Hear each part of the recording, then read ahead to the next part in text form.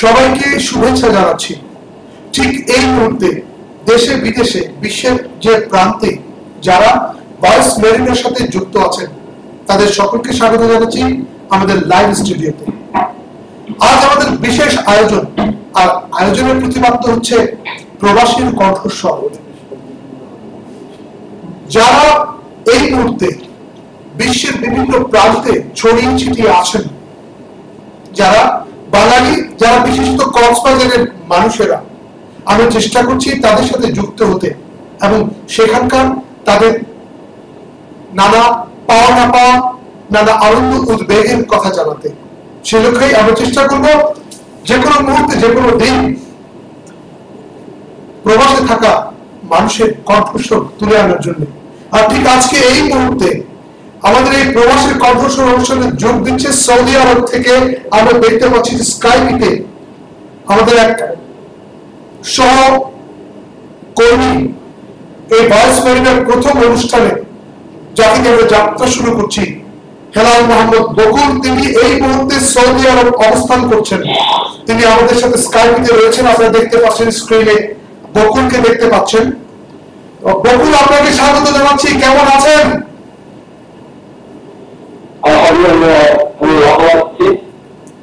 আপনি সৌদি আরব কোন জায়গায় আছেন? আমি আছি সৌদি আরবের আবহাওয়া ডিস্ট্রিক্টের খালিদ মশাই।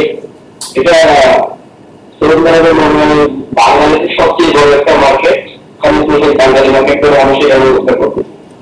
আবহাওয়া রাজ্যে এই আবহাওয়া সিটির খালিদ মশাই।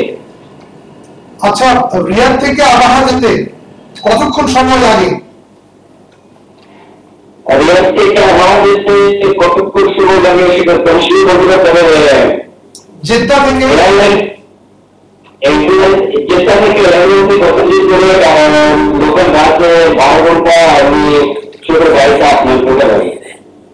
আচ্ছা বকুল, আপনি কি আমাদের জানাবেন যে সম্প্রতি সৌদি আরবে যে আকামা নিয়ে বাঙালিদের সমস্যা হয়েছিল, সেই সমস্যা এখন কি অবস্থায় আছে?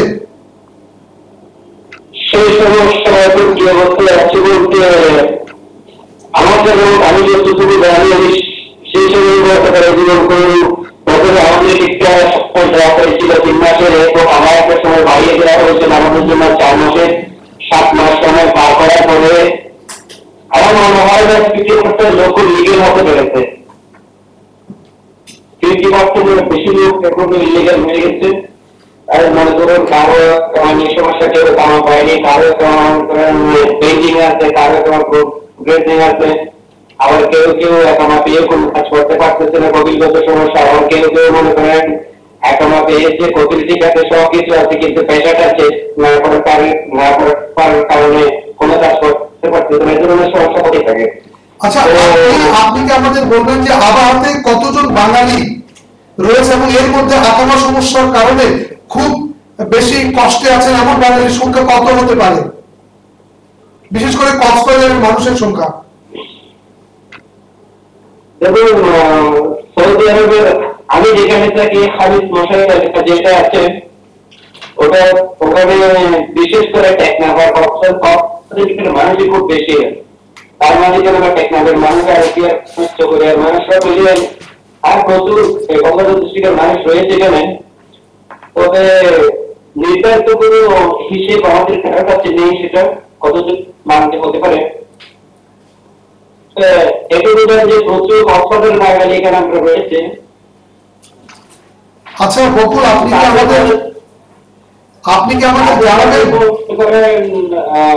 যারা আমরা রয়েছে তাদের মধ্যে আমার মনে হয় 60-70% বেশি মানুষ কোনো ভাষা রয়ে গেছে। আচ্ছা, আপনি কি আমাদের জানাবেন যে এখন যারা আকামার জন্য কি বিশেষ কোনো ফি দিতে হচ্ছে আকামা নবায়নের জন্য, এবং এটি জোগাড় করা আমাদের জন্য খুব কষ্ট করে এমন কোনো অ্যামাউন্ট কিনা?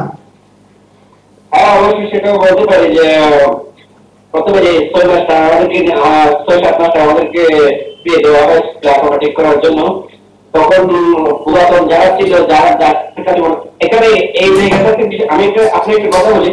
এই যে আমরা যে জায়গাটা আছি, বিশেষ করে ইলিগেল মানুষ বেশিরভাগ রয়েছে রিয়াদ এবং জেদ্দায়। আমাদের এখানে ইলিগেল যারা আছে তারা বিশেষ করে ওই জন্য ইলিগেল হয়ে গেছে, মনে করেন কারো সঙ্গে চলাচল করেছে, সে এই জন্য কপিল ছেড়ে দিতে, কেউ এইভাবে নিজে নিজে তারা ইলিগেল হয়ে যাচ্ছে, ইলিগেল মানুষ এখানে নেই। মনে করেন আবাহনীতে যারা কক্সবাজারের লোক আছে তারা কিন্তু সবাই লিগেল লোক, কিন্তু আগামা সমস্যার কারণে তারা ইলিগেল হয়ে গেছে। হ্যাঁ, তো ইলিগেল এদের টাকা পয়সার দিকে আপনি একটু আমাকে জিজ্ঞেস করেছেন, টাকা পয়সা নিয়ে কোনো সমস্যা হচ্ছে কিনা, অ্যামাউন্ট নিয়ে কোনো সমস্যা হচ্ছে কিনা, সেটার ব্যাপারে আমি বলতে পারি এটুকু যে মনে করেন নতুন কপিল ট্রাক কথা হচ্ছে, নতুন কপিলে ট্রাক হওয়ার জন্য মনে করেন সৌদি, তো আমাদের তো কিছু ব্যাপারটা সৌদি যা বলে আমাদেরকে তাই মেনে নিতে হয়, তাই করতে হয়, আমাদের বাধ্য হয়ে সেটা করতে হয়, আমাদের বিকল্প কোনো রাস্তা থাকে না সেখানে। আচ্ছা, কফিলের যে কথা বলছেন অর্থাৎ যে স্পন্সরশিপ আর কি, এই যে কফিলের কাছে একটি কাজ নিয়ে গিয়ে আরেকটি কাজ যদি ট্রান্সফার করতে হয় সেক্ষেত্রে কি কফিলকে বেশি করে টাকা দিতে হচ্ছে? সেটার ব্যাপারে আমি এটুকু বলতে পারি যে আগে আগে তো যে কারণটা ছিল, যে নিয়মটা ছিল, যে আইনটা ছিল, সে আইনি মনে করুন এক কপিলের কাছে একটা কাজ নিয়ে আপনি চাইলে অন্য কাজও করতে পারতো সেটা কষ্ট করে।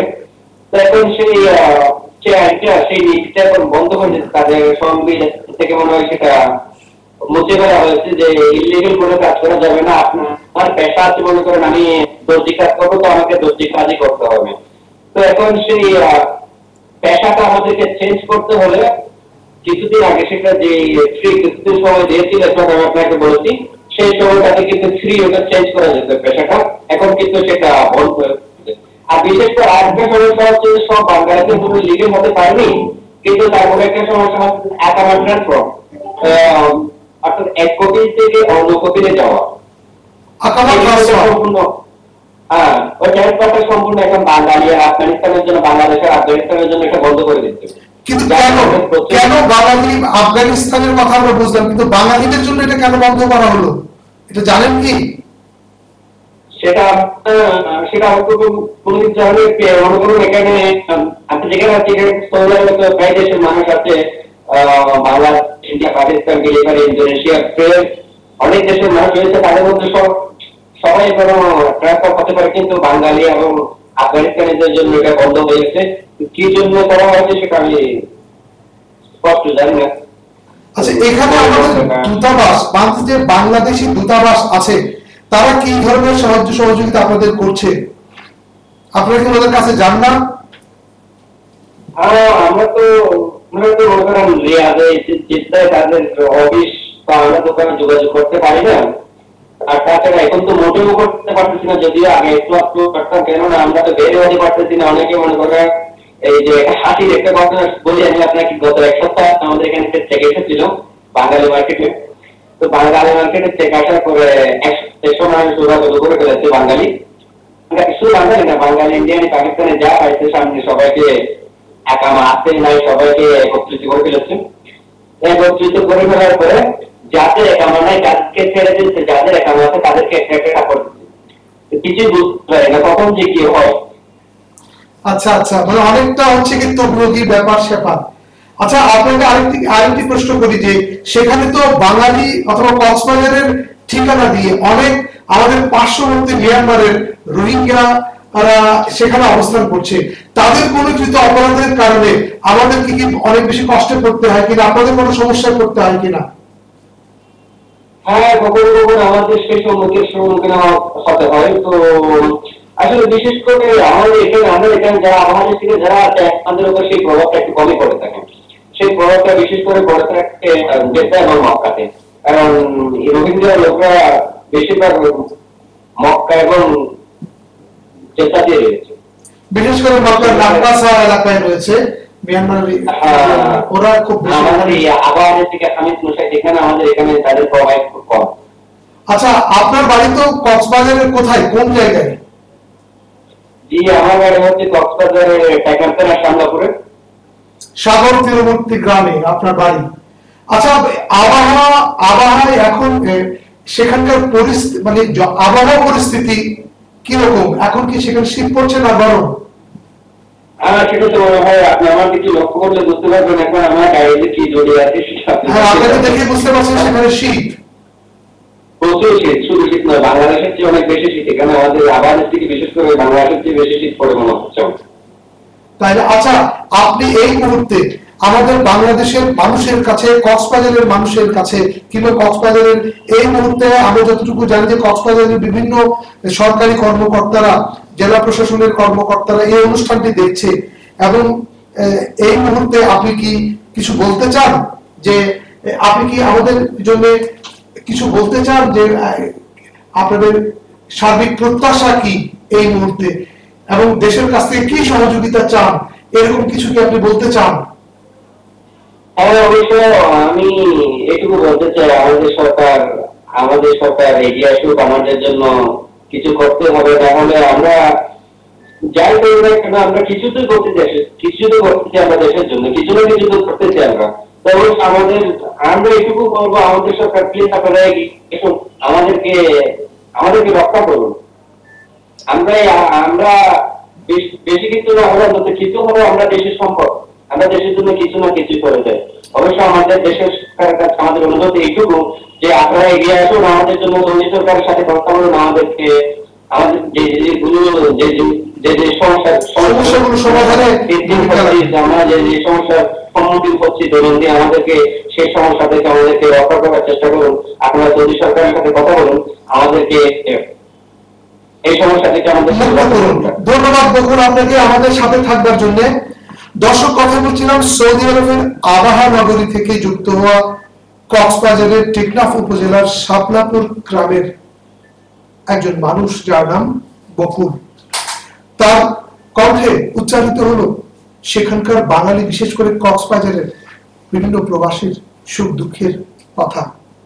তারা যে সমস্যার কথা বলছেন, আমরা প্রত্যাশা করব শীঘ্রই তাদের সেই সমস্যাগুলো সমাধান হবে, এবং তারা দেশের যে রেমিটেন্স পাঠানোর ভূমিকা অব্যাহত থাকবে, এবং প্রবাসীর এসব মুখগুলো যেন আবারও হাসিতে ভরে উঠে, এমন প্রত্যাশাই শেষ করছে আমাদের আজকের আয়োজন প্রবাসীর কণ্ঠস্বর। আর এই মুহূর্তে যারা এই অনুষ্ঠানটি দেখছেন, তারা ভুলবেন না লগ ইন করতে www.voicemarinavoicemarina.com এ। আমাদের সঙ্গে থাকবার জন্য ধন্যবাদ জানিয়ে শেষ করছি আমাদের আজকের আয়োজন।